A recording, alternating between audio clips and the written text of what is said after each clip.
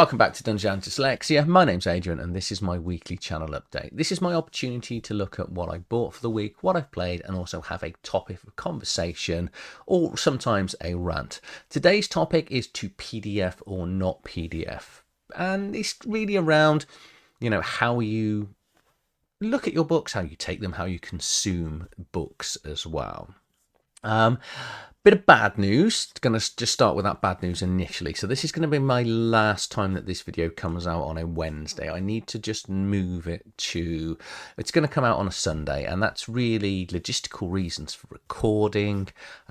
Wednesdays aren't going to turn into a great day I don't really want to be dueling up on videos so quickly. So Wednesdays going forward, every other Wednesday will be a live review. So we've got the first one, which will be coming out. If you're watching this now, well, it'll be out probably in an hour or so. And these are just people from my Discord, friends from my Discord, that we review a book and then we live do a video review of that book, and we'll do a giveaway. We're actually going to do the giveaway during the video now. I'm going to change the format slightly. We did ShadowDark was the first one, which went really well, and we're following it up with Warhammer Fantasy Roleplay, which you can see up here somewhere.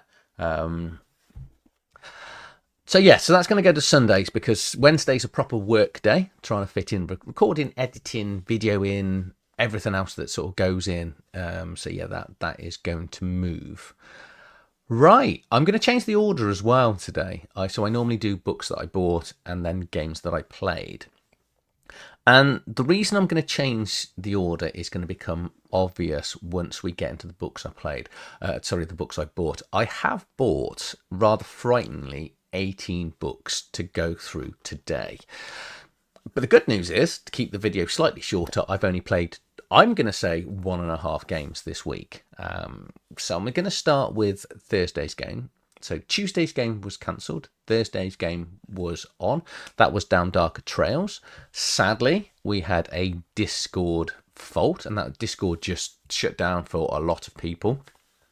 Mid-game, one player then didn't come back because he just couldn't get back into Discord, and we were about to start, for me, the last battle, because I've decided to leave for a while. My character doesn't really fit with the group. I also am I was currently playing 5 days a week, which is a lot, trying to fit in creating YouTube channels and playing 5 nights a week. So I've got a family, dogs, wife, work, proper job, and I was just tired. So that's going. Sadly, I have enjoyed Down Darker Tales, so I spoke to Britt, the games master, and we had an epic ending for my character, and now it's going to have to be done when I'm not there, probably. I might try and come back for a few hours. I've got to go out in that blaze of glory, and I kind of want to play it. But so the character just doesn't fit the campaign. It's not. He's too law-abiding in the way that he's created. So the plan's just take a break, let them carry on. I'm not sure whether they're going to take a break entirely anyway, because Brit's on about running something else, and create a character that's actually more suitable for the direction of the campaign.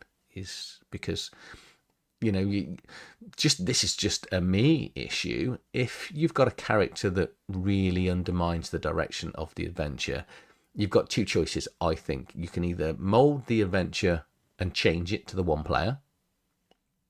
That's not an option. It shouldn't be an option unless the other players naturally come along to that. But so if that new player comes in and the character doesn't fit, that character, don't necessarily lose the player unless you dislike the player. Hopefully no one dislikes me. If you do dislike me, don't put it in the comments down below, and you're playing in the Thursday group. But that you should speak to that player and encourage that player just to pick a different character, I think. Hence the reason I just made that decision myself. It sort of came to a head last week where I was, as the deputy of the town, I'm quite law-abiding, and most of the characters in the party, bar one, aren't. So I think it's naturally just to move him out. But I didn't get my epic send-off. So Sunday night's game is an odd one. I'm going to share this with you. So we've been playing this for the last 2 weeks, just because the main group people's holidays and stuff. So we try to get sort of one shots in. And this is it Obijima that Neil has been running, which is Tales from the Tallgrass PDF. So it's a leisure fantasy setting from 1985's game that inspired the works of Studio Ghibli, I think, and The Legend of Zelda. Now, you might like the artwork. Personally, let's have a bit of a thing. I dislike it.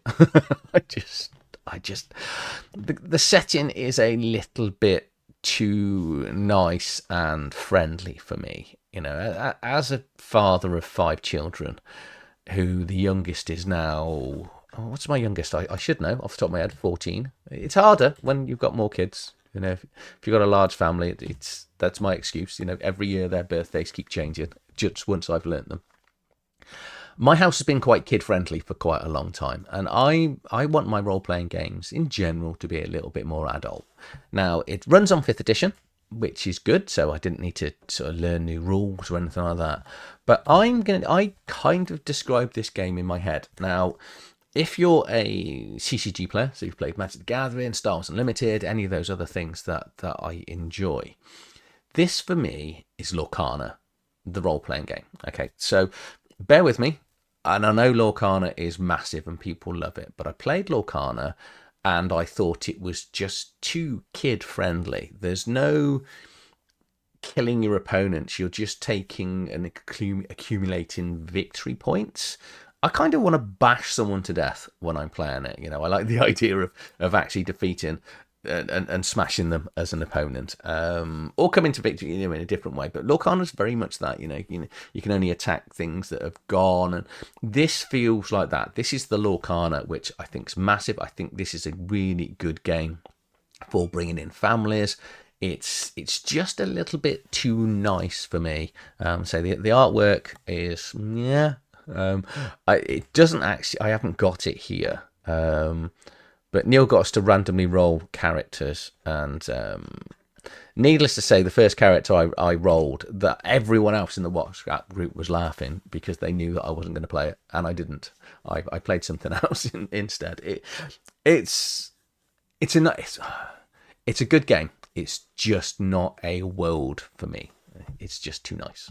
Okay, so let's just now get into the thousands of books I've bought, and you're going to see why in general I like this. I like things that aren't overly that nice apart from this. Now, all the books that I've had this week I've bought apart from this one. Now, this one was sent to me by Nicholas, and this is quite a serious book. I've got the physical copy on the shelf, and this is just a streamlined version of what's left. And this was amazing. He messaged me on my Discord. He was like, you know, would you mind me sending you a copy of this book? And this book it's a role-playing book designed for families of children that have got dyslexia, dyspraxia, things like that, or really horribly have gone through bereavements, you know, the horrific things, that's designed to sort of help children through role playing and, you know, examples of social things to help bring them back out themselves, to help them socialize and everything else like that. So I will do a full read through. You know, see, we've got, you know, kids with ADHD, autism on the spectrum, and Asperger's, the learning difficulties, problems with divorce, bullying. You know, there's lots of other things in this. I think this is going to be a very, very important book that I get read and reviewed. I have bought a top-down camera now, so thank you for everyone that has supported me on my Patreon. Don't stop. I don't mean cancel the Patreon now, because so I've got light issues now. So I've discovered that the camera's good, but I now need to buy a load of new lights. So I've ordered some lights. So once that is to a stage, I'm gonna do a full video on this, because I think this is, for me, you know, I'd have loved something like this as a child, and I think, you know, it's very important that we get to children nice and quickly when they do have issues, and obviously if we can help them through role playing, it's an amazing thing. So thank you, Nicholas, for sending this over. Getting into the books that I've bought on the ShadowDark role playing book Facebook page, I was looking for different things to review, look at, etc. Because I've done videos on Chubby Funkster and a few other people on there, and so I just went out there, and all of these are the culmination of people that have said you should buy these, you should have a look at these, so we can then decide whether we want to buy them. Went straight over to DriveThruRPG and ended up buying, I think from here, there was probably about 12, 13 books that I bought, print on demand, so I'm still waiting for them to arrive, and I will get through them as they do arrive. So, but the first 8 here, I'm trying not to close down anything by accident, are all by written and designed by Chris Powell, and they are sort of zines. I've read through the first 2, so they're all sort of Letters from the Dark is the series. So there's 8 currently in the series, all with different titles, all with different themes, and the books themselves are sort of done as an adventurer, sort of explaining something going on. And for example, this first one is based in a let's just go back a little bit. Sorry. So they will have a new rule section. So in the first one, we've got a new class. I think everyone that I've read so far has got a new class. They've got an adventure, and the class tends to be linked heavily to the adventure. They'll have new monsters, new rules. So in the second one, there's new rules for disease. All of this that you can easily sort of step into ShadowDark. They are hyperlinked as well, which as if you follow my channel, you'll be. I think everything should be hyperlinked. It is great. But we'll just have a quick look through the first one. So the first one here, so we've got this evoker class. So a divine bloodcaster that slings spells. I've read this. I've recorded my review. It's in a very aggressive fireball damaging, that sort of class. Okay, and then we've got the adventure itself. Is a 5th level sort of one-shot adventure. You can easily add it into a campaign here, and it is basically a magic academy that has been sort of sucked out of the world, put onto a different plane, and they've got to go and solve the issue. And I'm guessing that the rest of them are going to be similar to this. So second up, we've got Slayers of the Moon, which is just going through it quickly. So the contents, we've got a Slayer class, which technically is a Witcher. Solomon Kane, that sort of person. The adventure's larger on this one. So the book's about 20 pages longer, and it has got this wonderful horror hex crawl involving vampires, werewolf, liches, etc. So now we're into realms of things I haven't looked at. Tales of the Fae. Oh, one thing I should say is the end of each book. So I know what's in the Tales of the Fae, because at the end of each book, it tells you what's coming up in volume 3. So that means Chris is sort of planning these out in advance, which I think is brilliant. So 3 is Tales of the Fae, which has got an adventure that is based on British sort of folklore. We've got a trickster class here, some new rules, some adventures and maps and courts of trickery, and again some new monsters in here. So what's this trickster class? An illusionist, fae prankster, and magical con artist. Okay, that is cool. Oh, so a trickster. That's a new character sheet with. So they've got set spells in here. Okay, and gnome. Oh, more gnomes. Everyone needs to play a gnome at some stage, I think. Borderlands. I think from when I was looking at the reviews, when I had a quick look on DriveThruRPG. I should say, obviously, I'll link all of these in the videos as well. So if you want to jump in, this is the one that sold the most. I think this was at gold. Everything else was the one down from gold. And I can't think, was it silver or I can't think of the order that they go in. But this seems to be the most popular one. And this has got mercenaries in there, hireling rules. I can see why that's popular, because that's very much old school, the hireling. And mercenaries. Okay, that's good. I can remember that in sort of an AD&D, where, you know, as you went up levels, you can hire people and they'd come alongside you. It's weirdly, it's a mechanic that's kind of dropped off in recent times. Oh, wow. And examples of mercenaries and keeps and castles. Okay. So book 5, How to Pay. What have we got here then? New lore and rules around Hal itself, devils, contracts, player handout. Dude, oh, you can contract out your soul, I think. Oh, these are ace. I really love what Chris has done with these. Lots of monsters. Okay, what we got? 6 is scallywags.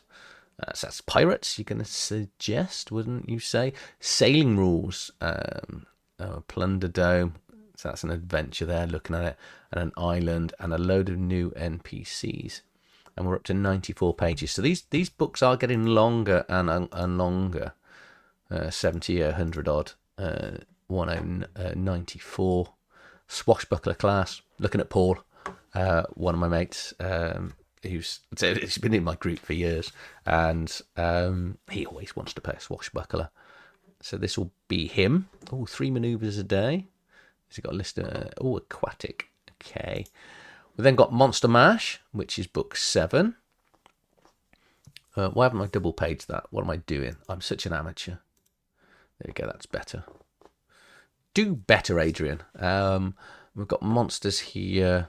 Coding relationships, ancestry variant, okay, variants of existing, changes in alignment, all chaotic. Okay.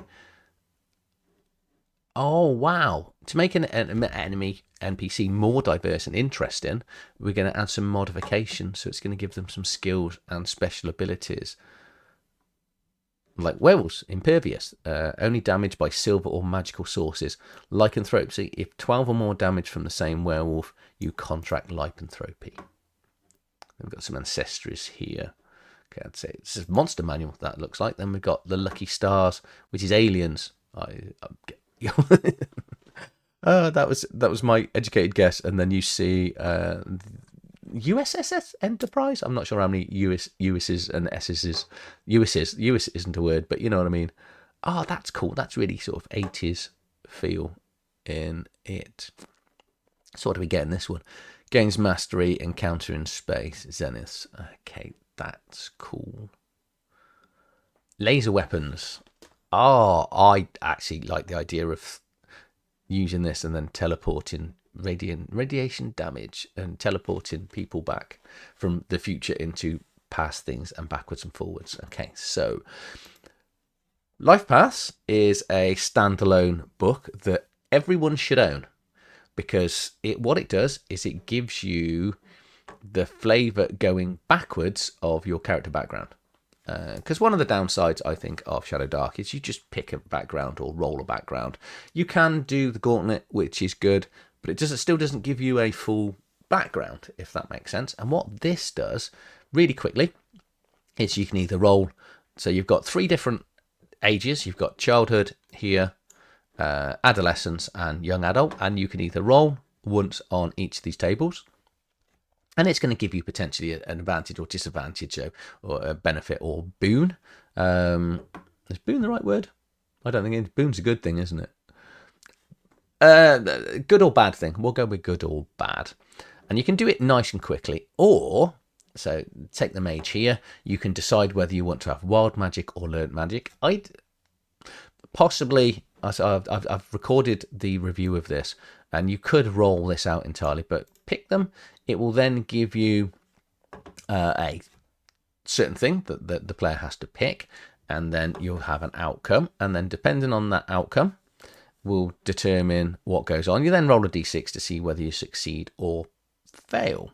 And that's your childhood. You'll do the same thing for adolescence, and then young adult tends to be a few things that go on as well. It's a really interesting way of creating character backgrounds. My character, so I'll just sort of explain what we've got in here. So we've got wizards, fighters, priests, thieves, bards, rangers, witches, warlocks, knights, and shaman, which I think you'll appreciate pretty much covers everything. And if it doesn't, we've got the hero class here that just covers off the last one if you can't find exactly what you're looking for. Really good, interesting book. My character ended up with +2 to one of the stats. I then couldn't attack anyone in close range because I'd killed somebody, I was trying to protect someone during a combat, and I ended up blowing up the person I was trying to protect. So I then have like this phobia of attacking people in melee, which is really interesting. So yeah, it's a really good book. Then got the Sepulchre of Dust, which is an introductory adventure for 4 players and a game master. So I picked this up because, possible spoilers there for my group if they ever play this. They'll skip on, I'm sure. But this is, I like the idea of this. It's a one-shot adventure for first level characters. It's got all the adventures in. It seems pretty well written in my quick flick through. I haven't done a sort of deeper dive, and so because what I tend to do when I'm doing the sort of encounters is I'll still have a sort of play with some of the rooms and see how it you sort of react to players, etc. But it's got 6 NPCs in here, and it's meant to run in about 4 hours. So it's designed to be taken to conventions, which I think is quite nice, and it's having good feedback from the comments. Then got the Tomb of the Hunters, which was a free book by William Murakami Brundage. I have seen him, and we've interacted a little bit on Facebook, I think it is, and he goes as William MB, so I'm going to call him that from now on, so then I don't have to mispronounce his name badly. And this is just it's free on DriveThruRPG adventure that is there, so you can go and just download this and run it as a one-shot. I then downloaded Twisted Tales 2 and 3. Not 1, 2, and 3. And I don't know why. I haven't got the first one, and it's annoying. I say downloaded, bought, so I'm waiting for, say, print on demand to turn up. And because it's print on demand and I've got to pay for shipping, I haven't bought the first one yet. So I'm going to wait till I do an order, probably either later on this month or next month, because I think I've got enough to get on with for now. So they just popped up in the recommended stuff. No one actually recommended those. I don't mean that sounds a little bit cruel, but I just like the thought. I just like the front covers, to be honest. And I was like, these are adventures. They're all hyperlinked, which is nice to see. So it's a 29-page adventure here with a new class as well. So this is the first time I've looked at it. Just front cover art. There is a part 1, so we've got part 3 here. Sometimes you're an idiot and you don't actually pay attention to what you're going for. And both of these just look like horror adventures. This one obviously looks like a slightly larger. I probably should have said, actually, going back to all the so these do come with all the VTT maps as well, as does all of the Letters of the Dark. So any maps that you're going to need, they come with within the packs, and they do them in black and white and colour as well, which is really handy. Then got Adventures Anthology. So this was a Kickstarter that I did, which is 2022, one-shot standalone adventures for ShadowDark. That's all written by Steve Grodzicki of Pink Pocket Press, that wrote Tales of Argosa.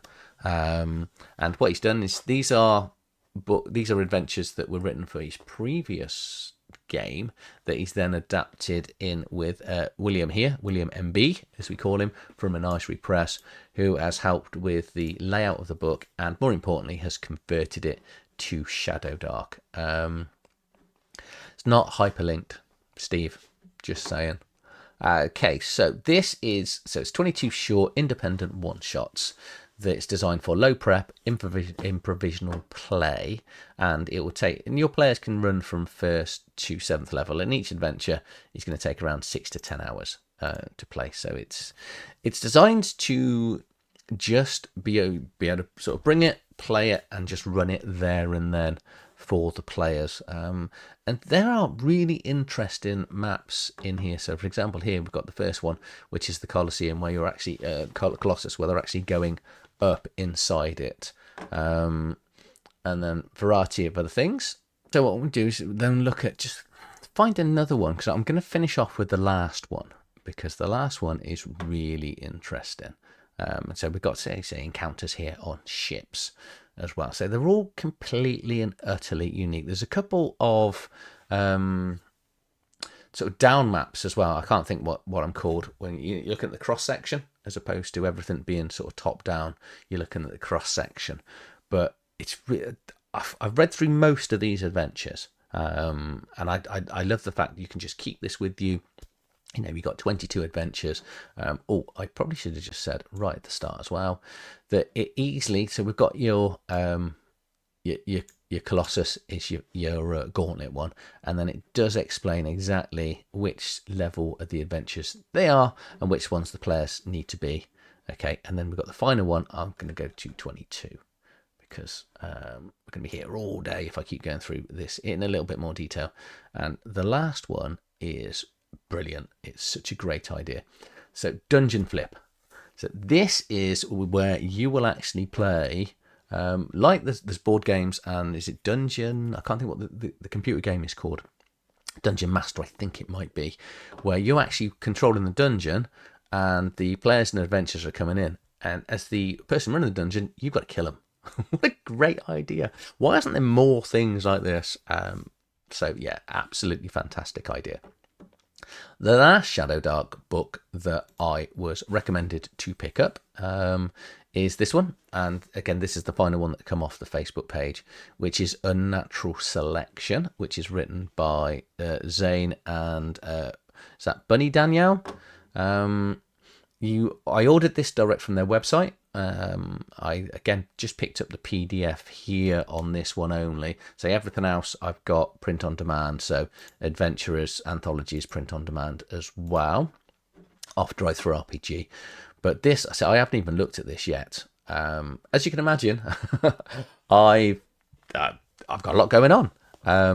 So we've got some new character classes in here.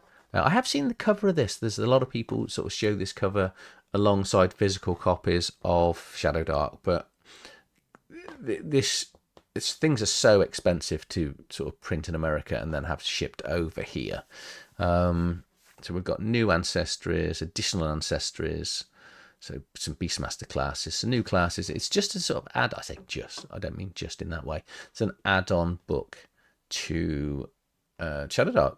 So new languages, gear, character names, new magic spells. Okay, Grave Warden mishaps. We will have a review of some stage. And now we're into the last two. I picked up Rogue Element because it was free on Drive-Thru-RPG. I don't know whether it still is.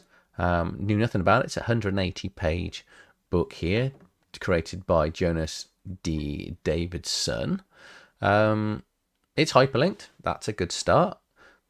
So we got in here: how to play the game, character creation, hardware directory, game mastery. It looks a little bit cyberpunky, but I don't. So Rogue Element is a role-playing game of daring exploration and perilous adventure in a high-tech world spiraling in the chrome-plated drain, where players work together as a team of action adventures to overcome deadly monsters, sinister plots, and vile threats. So probably sort of Slay Industries, that sort of thing. Mutant Chronicles. So we've got mega cities, Outlands, the worlds. Hopefully I'm not cheapening the experience for anyone was it Jonas that wrote it? Sorry. Yeah. And I don't mean it like it seems like Slay, but it seems that sort of a higher tech world based in the future or on another planet where you're going to have so robotics here, cyberware. So we've got the space. What were these called? Street Samurais, weren't they? I think was it Shadowrun? They were called, and they were solos, weren't they, in Cyberpunk? I can't remember which way around it was. One of those. I don't know what the system works, though. Okay, so we've got archetype types here. Yeah. Biomech. I already know Rob's going to pick the Biomech. Clobber. And different classes. Okay. And finally, I'm going to take a look at Horde Wars, which is the fault of Fraser at Black Lodge Games. He did a YouTube video on this the other day, basically saying it's the game of the year. So I watched his video, and if he's right, it could well be. Now, this is exactly what it looks like. This is knights in armor fighting in mass attacks in a world that's slightly different. It's similar to medieval England, King Arthur sort of times, because it's got dragons and things like that. But this allows your players to say, because it's called Horde Wars, massively attack 20, 30, 40 people at one time. One of the criticisms he had of the book was he doesn't like the fact it is singly written down here and he'd want it in 2 columns. I think it's brilliant. As a dyslexic, I love the fact it's a single column. It makes it nice and easy to read, which absolute genius. Had to buy the PDF on this, couldn't buy physical copies because as an American company, they don't ship to the UK, which then made me bring forward the video. And this is the reason why I've done the books in this order. But this has got, it's a D12 system for a start, which there aren't enough D12 systems. I wish more games would use a D12. It's one of my favourite dice to roll. If we're allowed, everyone's got a favourite type of die they like rolling, surely. And then in that, you've got a favourite one that you like as well. But you've got different classes. You're going to races: a human, dwarf, elf, halfling, orcs. Okay, and then we've got acolytes, assassins. From what he said in the video, so I haven't even read this. This is my first opening of the book. You can pick 2 character classes and you get the benefits of both, which will give your players Viking as well. See, which will give your players specific roles within the party. And I just love the fact that you can just go out in your big suits of armor and murder hobo large groups of people. There's rules in here as well. I should probably, again, I'm paraphrasing Fraser, that talks about so that you can build your own cities, towns, kingdoms, etc., all within the game. The game rules are 12 pages, so it's nice and simple, so he says. If I don't find it simple, Fraser. But yeah, this looks really, really interesting. What I also like is the fact that when my order arrived, very, very quickly, because it was the PDF, Todd from probably should just put out the name of the company. Here we go. Here he is. Yeah, he actually contacted me over email, just seeing if we wanted to get together and have a chat. And I was like, yeah, once I've read this and work out how to pronounce your surname, is it Ritzima? Really sorry. This is the problem of me reading, and I'm, trying to have a YouTube channel that involves reading. But I keep doing this all the time. This is why I do read as often as I do, because I need to stay on top of it. But look at this bestiary. So birds, bears. There was dinosaurs. Remember Fraser mentioning dinosaurs. Thunderball. Where's the dinosaurs? Here we go. T-Rex. So we can have dragons in here because obviously it's got the dragons. Piranha, swarm, fish, insect. Hope there's no kraken. I hope there's no scorpion. Oh no, here we go. I bloody hate scorpions. These things can all die. Not that I want them to die. I just and my players know it as well. They occasionally run games and put scorpions in because it's a little bit irrational. I don't even get. When you go to insect places with the kids, and they've got scorpions in the enclosure. They're behind glass. I sort of, even the kids mock me. I'm kind of like, I don't want to look. It's horrific. Okay, so that's everything that came in, and the reason why I'm doing to PDF or not PDF is because of Horde Wars. So over the years, so you can see my collection. This is what's left of my collection, or what's new in my collection. So years ago, there was no option of PDFs really, so they didn't really exist. You didn't buy them in that way. There was no sort of drive-through RPG. So we all had physical copies of books, which obviously is a great way to have books. And then when I was about 30, I can't remember, about 34, 35, I went through quite a horrific divorce, and the whole of my board game collection went. I didn't get anything back. So everything you now see behind me is stuff that I bought either new or on eBay to replace my collection, which was utterly heartbreaking, to be honest. So over the years, when I'm trying to sort of generate as more books and make my sort of money last as long as possible, I've gone from reading physical books now to reading PDFs because, well, this is most of my book collection here on my iPad, which is an incredibly easy way to keep stuff, to transport stuff. And if I'm going on holiday and I think, oh, I want to read a couple of books, not sure which adventures I want to read, which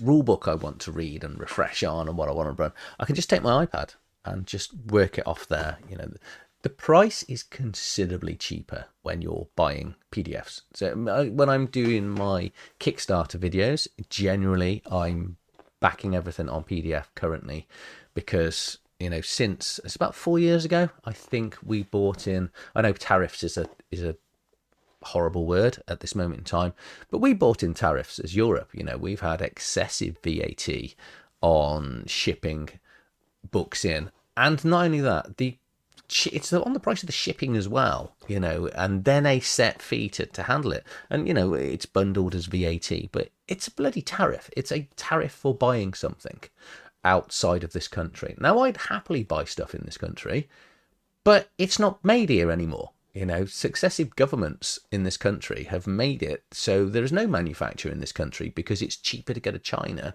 or other countries in the world and then ship it in here, and then they have the audacity to charge us for the fact that we've got to now buy it abroad, which is really annoying. And I know it's you know, it's in. I'm not trying to be political on this. It's sounding like I am being very political, but in recent times, in the last couple of months, the last month or so, it's really hit mainstream news, hasn't it, with what's going on in America and China, and, you know, who should we get into who started it? We all know who started it, but I don't really want to get into the sort of politics of it. So that's the reason why I've been, you know, going with PDFs.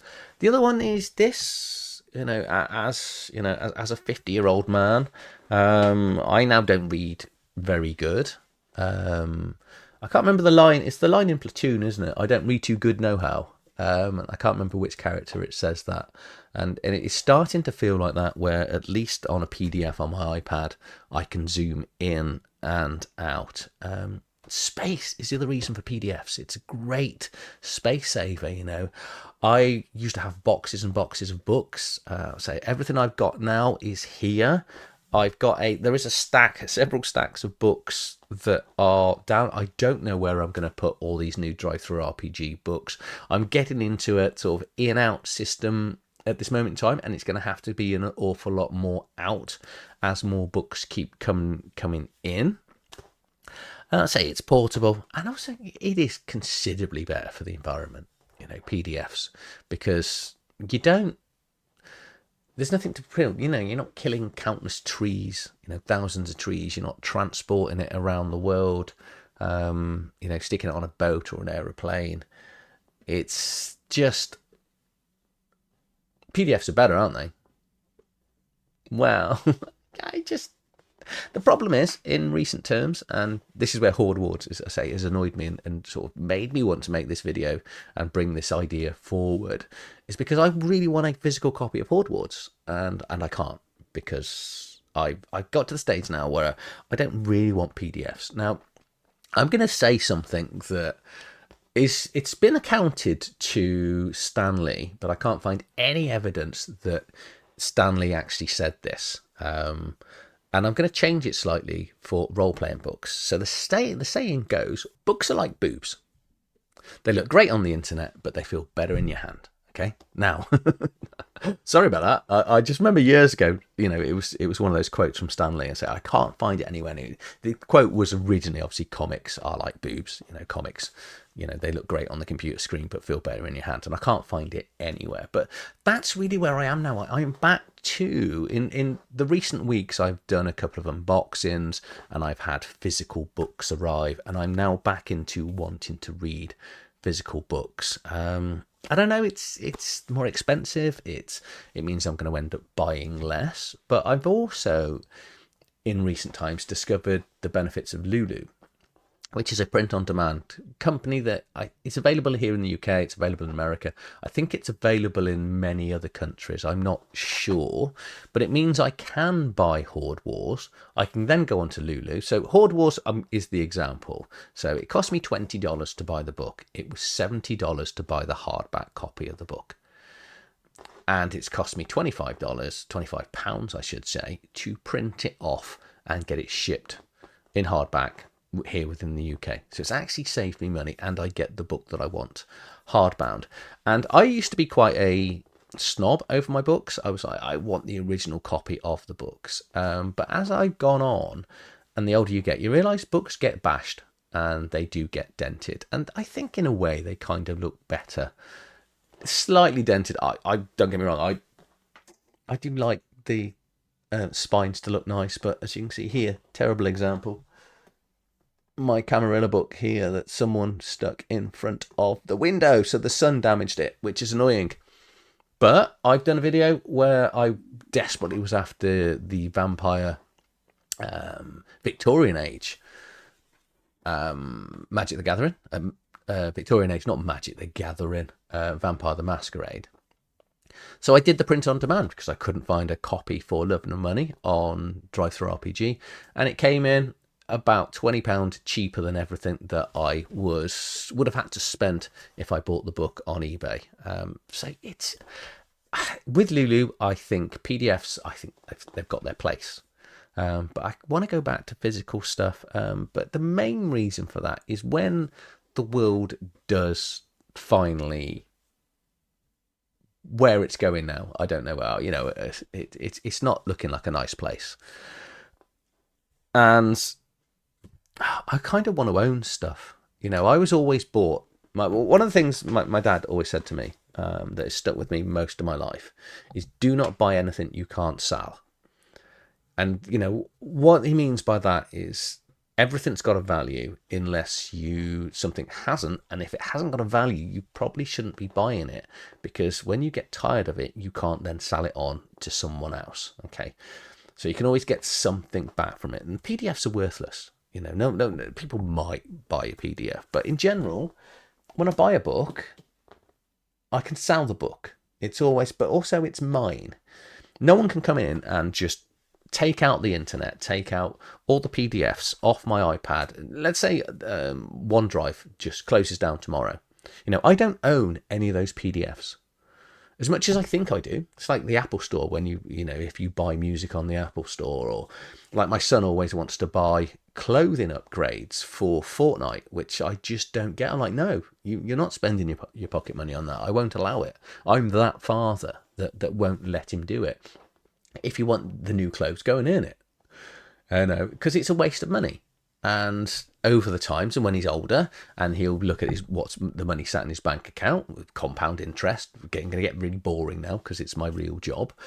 But he will thank me for the fact he hasn't wasted that money buying an upgrade. And I say, this is where I am with PDFs now. I don't think PDFs are a waste of money, but I kind of now I'm fully back into camp physical copies. So I'm sorry for the trees and the environment, but I want to own stuff again. I've been doing it with vinyl for years. You know, I don't download music. I buy physical vinyl. I'm that person that, you know, so when the world does end and I've got just the gas and electricity in my house and everyone's out there doing whatever they do, I'm just going to sit in here with my book collection, reading books, listening to music on my vinyl, waiting for the world to go. So just my thoughts. Let me know your thoughts on, say, PDFs versus physical media versus physical books. So I hope you've enjoyed this video. It's gone considerably longer than I expected it to, so I'm sorry about that. So this is the last one where it will be on a Wednesday. So we now won't have a weekly update for a week and a half roundabout. So it'll be, I think I'm going to try and push these for, it'll be the Sunday nights, I think. So you can relax with me on a Sunday night, because Saturday night you're all going to be out drinking or playing games. Or playing games on a Sunday night like I will be. It'll still be there for Monday morning. But if you've enjoyed this video, please like, share, subscribe to the channel. I will see you on the next video. Thank you for watching.